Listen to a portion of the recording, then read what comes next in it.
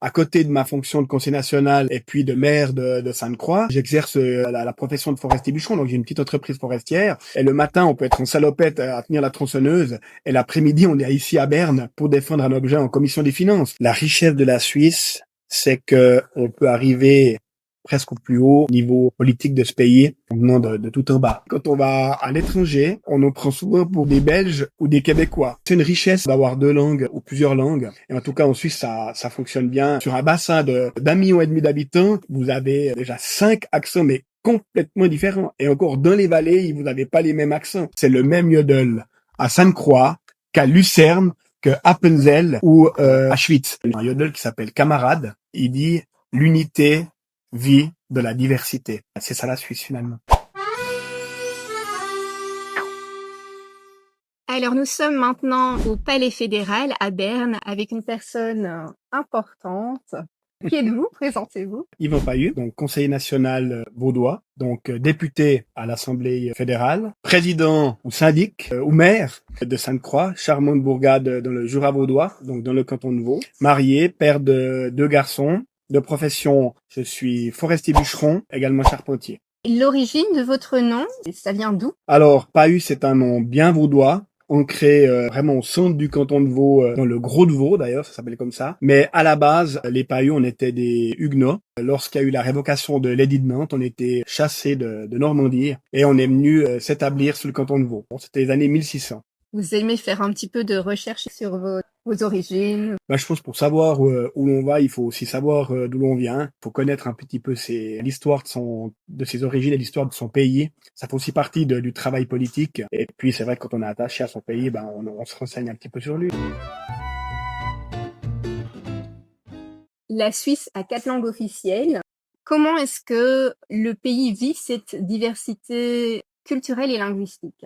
C'est une diversité culturelle qui date de sa fondation, de 1291, avec 4 langues nationales, donc l'allemand, le français, l'italien et le romanche. C'est une diversité, mais c'est aussi une richesse de pouvoir fonctionner dans un pays avec 4 langues. C'est vrai que c'est assez rare, mais il y a aussi quelques pays, comme la Belgique, qui ont aussi 3 langues nationales. On parle des 4 langues nationales, mais on a de multiples dialectes. Il y a des dialectes dans la langue allemande, il y a des patois, le patois provençal, qui est parlé en Suisse romande. Il y a le patois vaudois, le patois fribourgeois, et puis le patois valaisan. Puis même en Valais, il y a encore plusieurs sortes de patois. Donc on voit qu'il y a encore plusieurs langues, et on a des vallées, comme le Val d'Airain à Evolène, où la population, elle parle encore le patois. Donc on voit qu'on a des langues nationales, mais après on a encore des dialectes et des langues vraiment régionales. Au Palais fédéral, comment est-ce que cette diversité est gérée? Alors en tant que roman est minoritaire, c'est vrai que on doit rester attentif que le français ne se fasse pas surpasser par l'allemand, qui est quand même la langue la plus parlée en Suisse. Donc on est attentif et on fait un peu de militantisme, si j'ose me permettre. Ça veut dire que on s'oblige à parler en français, que ça soit au Conseil national ou en commission. On veut que cette langue, elle reste vivante. On oblige un petit peu nos collègues suisses-allemands à l'entendre. Il y aurait tendance à parler vite en allemand, parce que c'est vrai qu'on a un travail parlementaire à faire, et si on veut convaincre, il faut être compris. Et pour être compris, il faut s'exprimer dans la langue de celui qui va l'entendre. On va le garder vraiment dans les derniers détails, mais sinon on s'exprime en français pour faire vivre cette langue. Les Tessinois, quand ils sont à la tribune, s'expriment en italien. Mais il n'y a personne qui va s'exprimer en romanche. En romanche, très peu. Le président de l'année passée était du canton des Grisons et il ouvrait les séances en romanche. Il plaçait quelques petites phrases en romanche, mais sinon c'est vraiment que c'est une langue qui est aujourd'hui très très minorisée et si on ne fait pas attention, elle pourrait disparaître. Je dirais que les Suisses allemands ont plus de facilité à parler le français que les romans à parler l'allemand. J'ai la chance d'avoir pu, par ma carrière militaire, parler l'allemand. Aujourd'hui, je travaille encore pour une entreprise aussi suisse-allemande parce que je fais du commerce de bois, mais j'ai des collègues qui parlent quasiment pas l'allemand. Pour eux, c'est vrai que c'est compliqué. Néanmoins, il y a des dispositifs qui sont mis en place. La Confédération nous soutient si on fait des cours de langue. En France, on essaye de effacer un accent trop marqué. Est-ce que vous avez la même problématique en Suisse? Non. Après, je pense que si on travaille dans un tribunal, à rendre des verdicts, je pense que là, il faut il faudrait pas forcer l'accent, je veux dire. Même ici, on essaye, voilà. Mais Enfin, je veux dire, c'est naturel. Ça, je pense qu'on peut pas tellement le contrôler. On n'est pas des imitateurs. Ça fait partie de notre culture, finalement, Exactement. et d'une richesse.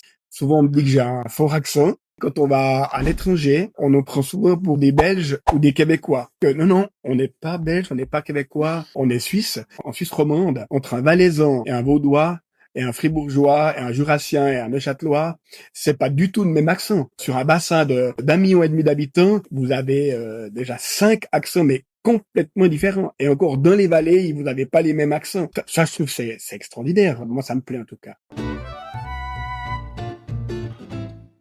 Est-ce que vous avez des expressions vaudoises certainement que vous aimez beaucoup? Bon, c'est vrai que les Vaudois, on a pas mal d'expressions qui nous viennent du patois, passer la panosse. Alors, qu'est-ce que c'est passer la panosse? Ben, c'est passer la serpillière, voilà. On dit lui, c'est un taguenais. Ben, un taguenais, c'est quelqu'un qui est pas très malin, quoi, voilà. On a une richesse aussi dans la langue française, avec des expressions qui nous viennent du patois. Moi, c'est vrai que je viens d'une famille rurale, mes parents sont agriculteurs, on a un franc-parler, on n'a pas un français académique. Je pense que c'est ce qui fait la richesse de la Suisse et de ses régions. Bien sûr que quand on vient d'une famille rurale, puis qu'on vient d'un milieu forestier comme le mien, bah c'est clair qu'on emploie des termes que les citadins pourraient pas comprendre.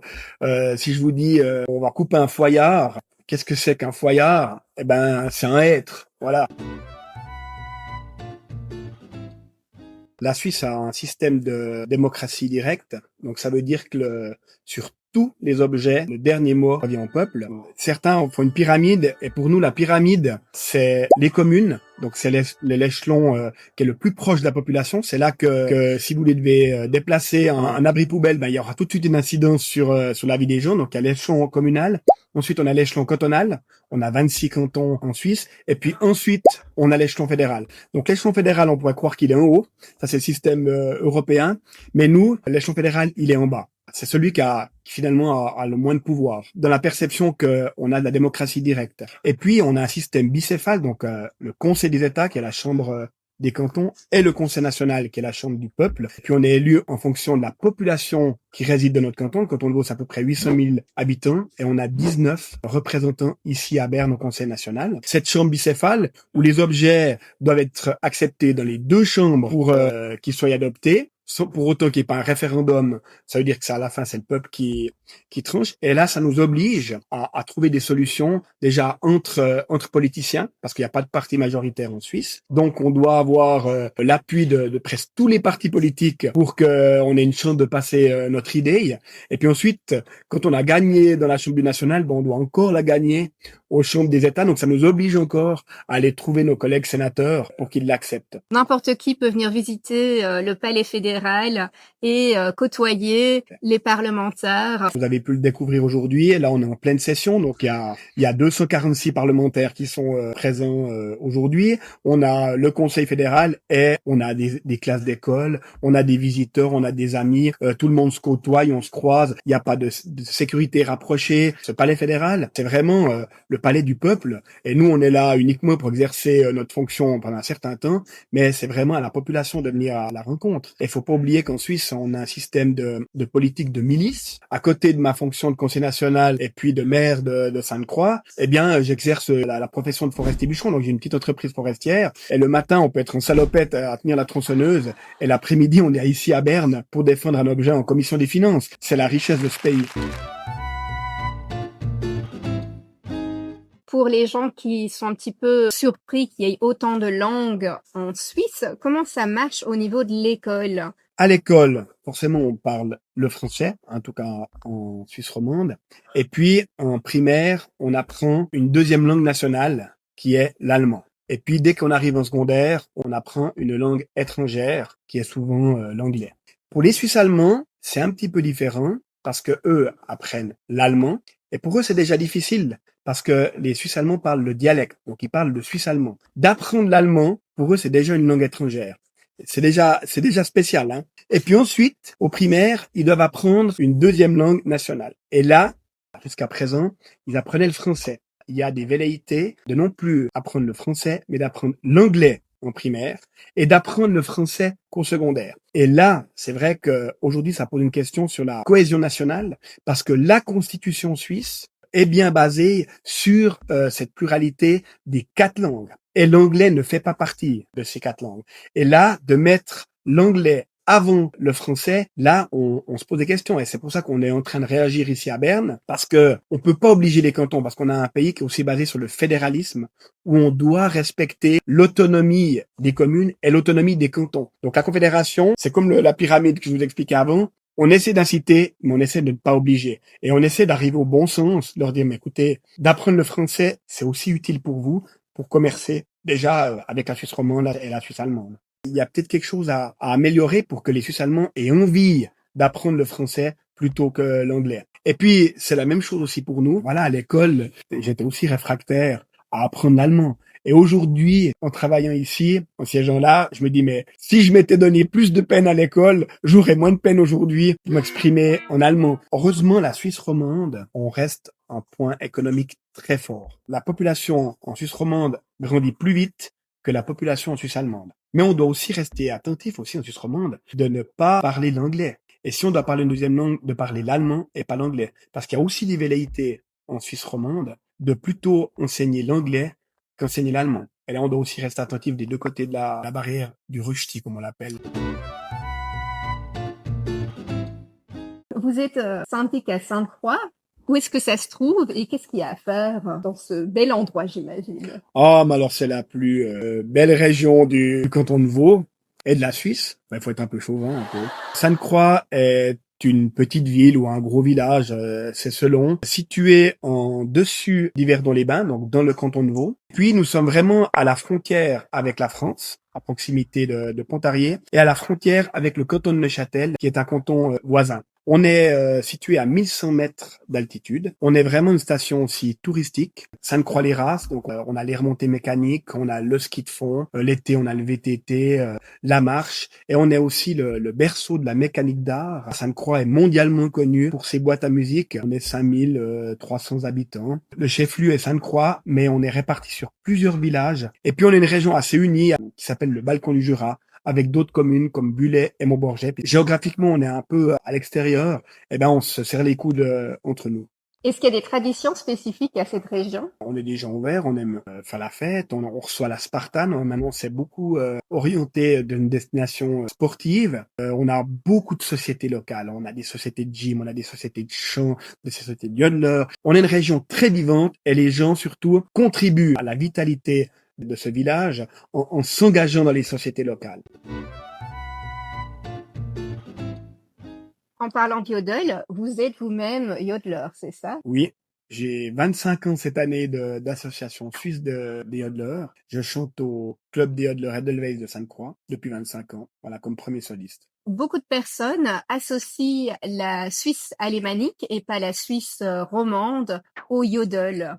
Comment est-ce qu'on explique ça? Le berceau du yodel, c'est vraiment la Suisse allemande. Il est venu en Suisse romande. On était sous occupation bernoise, le canton de Vaud, et le yodel est venu par les Bernois. Donc c'est depuis là que le yodel est venu s'implanter en Suisse romande. Par contre, la richesse du yodel, c'est que on chante en naturjut, c'est sans parole. Et là, c'est le même yodel à Sainte-Croix qu'à Lucerne, que Appenzell ou à Schwyz. C'est la richesse aussi de cette tradition folklorique, c'est que elle est la même de toutes les langues. Et ça, c'est important aussi de le relever.